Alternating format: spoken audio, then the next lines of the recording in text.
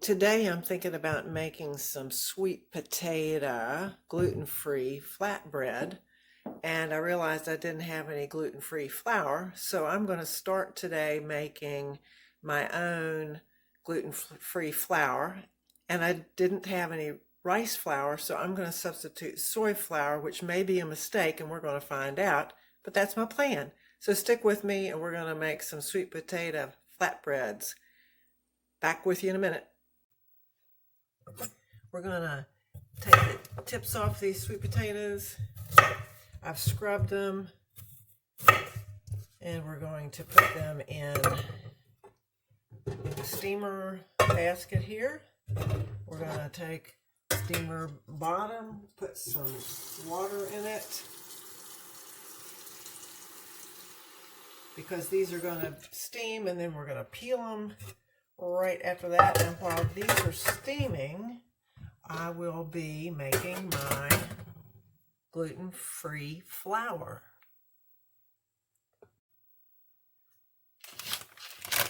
I'm going to take 1 cup of Bob's Red Mill soy flour. So 1 cup of this.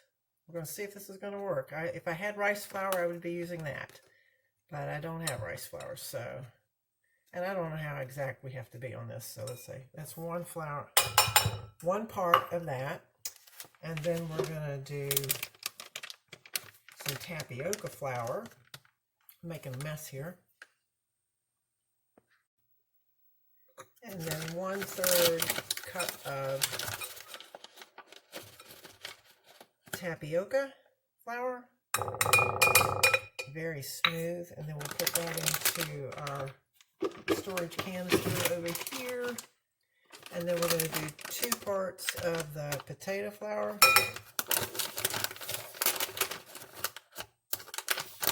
One.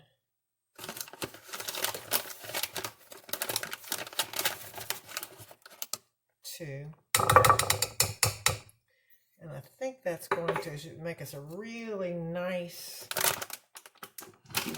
soft flour to work with. In a minute we'll find out. So this is the potato starch. So we put it in our canister here. I'm recycling our canisters again. Keep it refrigerated. Then we'll put the soy flour in this little bucket too. Seal it down in there. Put the lid on it. And our tapioca flour. Seal it up. So we've got our tapioca, our potato, our soy flour, and then we'll stir this up and mix it. And our potatoes are steaming away over here on the stove. Oh, this is going to be an interesting thing to do. Sure hope it works.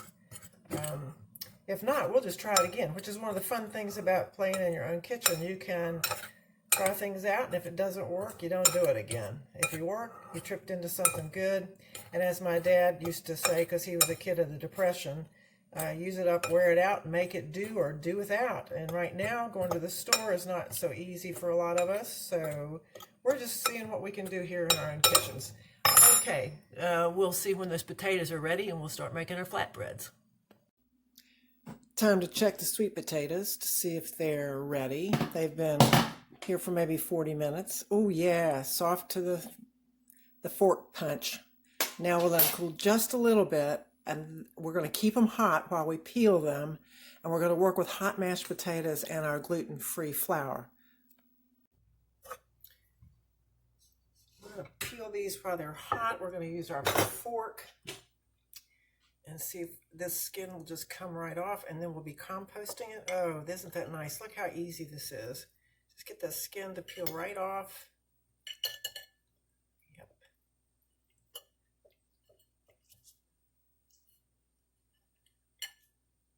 They are hot. Oh, yes, they're hot. All right, there's one. We'll do the other one just like that one. We're going to mash this up a little bit. Ooh, see the steam coming off of that? And we're going to look for 1 cup of this. So, let's see. I think that 1 potato there's going to be a cup. Oh, not quite. So let's mash up a little bit of this one.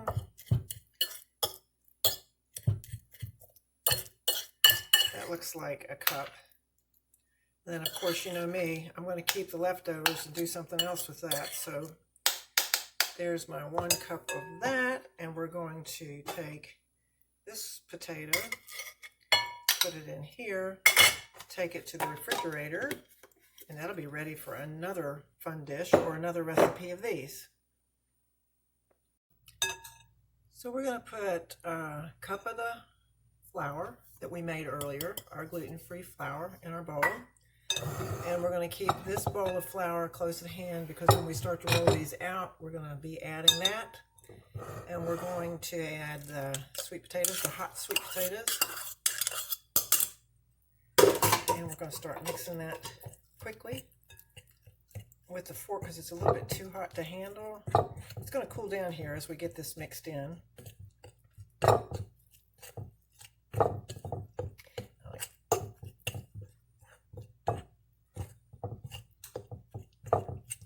Yes, I think I'm going to try my hands now, which are clean. I've washed my hands. Always wash your hands.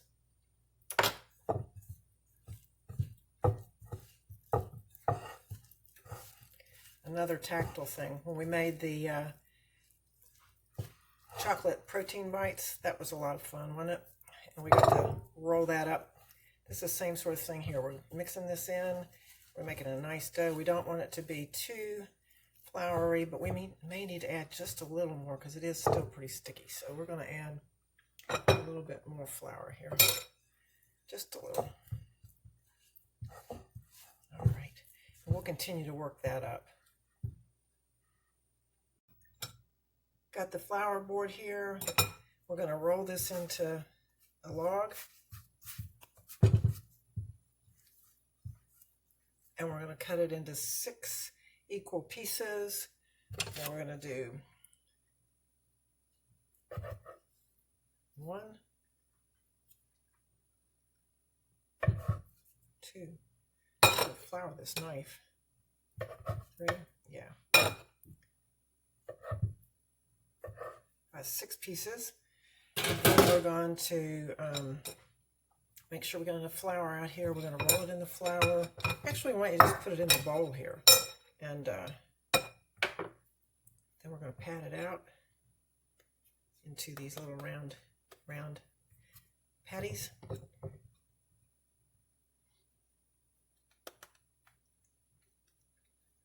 And we're going to do that really quickly, and then I'll be back with you. So I have the 6 little round balls floured, and in my bowl, we'll take one out. We're going to pinch the edges a little bit so that it makes sure that it's going to get rounded. And we'll roll it in some more flour here, and then we'll get our rolling pin, and we'll start rolling out. And we want to get it to about 2 millimeters thick, I think.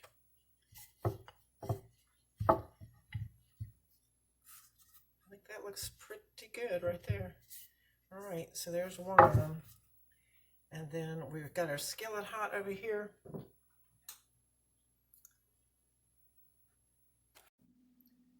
All right, we're going to see if our skillet's hot enough, and then we're going to put it in there.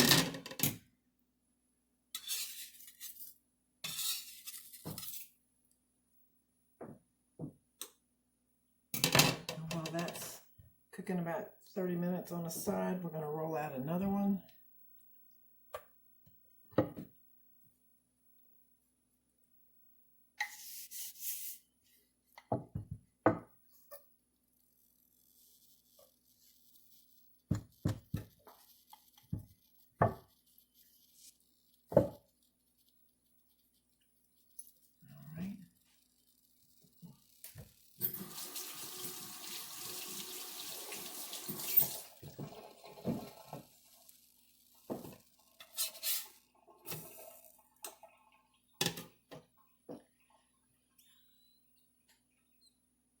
It's looking pretty good.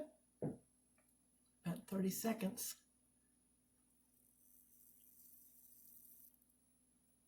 I'll turn the skillet down just a little bit.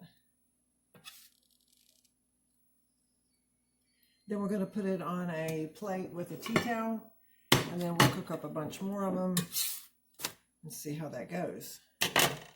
All right, stay tuned. I'm on about the fourth one. I'm getting a little more proficient at this. I did mention I've never done this before, right? Just thought it would be a fun thing to try on a Sunday afternoon.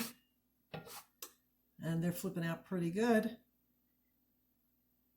After I get the rest of them done, we'll see if they taste very good. Oh yeah, there's no oil on this skillet, by the way. All right, we've got them done, and here they are. We have these wonderful little flatbreads that are going to make nice little wraps. And by the time I got to the last one, I think I had it figured out. So I'm going to go back to the first one, and I'm going to just tear a little bit of it off to see if it tastes good. The texture's kind of nice. Could have been a little thinner. Let's see what it tastes like. Oh, it's going to work. I think if you put some really good filling in these, you've got something that was worth trying and trying again until you get it right. It was the first time for me. Every time you do something new, it's kind of fun. You figure out temperatures on the skillet, which I think I have is a little too hot to start with. But I do think it's worth the effort. Give it a try. I hope you have fun cooking with me in the kitchen. And, of course, we'll have to be cleaning the dishes next. It occurred to me that I need to explain these canisters that I keep saying I recycle.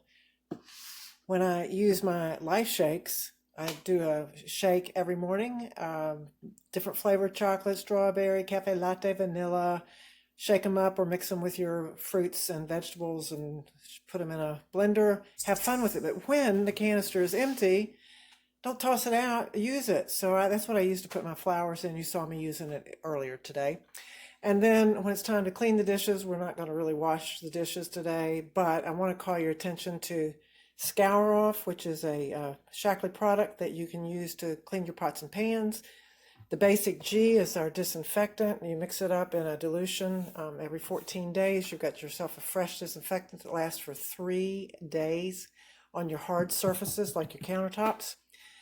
And if you're cooking with meat or eggs or things of that nature, you'll want to make sure you disinfect. And of course, today we're disinfecting doorknobs, telephones, everything.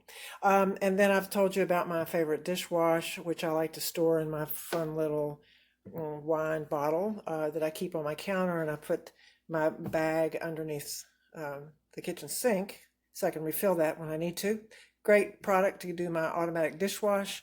And then for my hand washables here at the sink, I like my hand wash. All these products are non-toxic. They don't have any of these chemical things in them. They're a vegetable base, a low surfactant problem, so that as it gets into the ecosystem, it won't hurt it.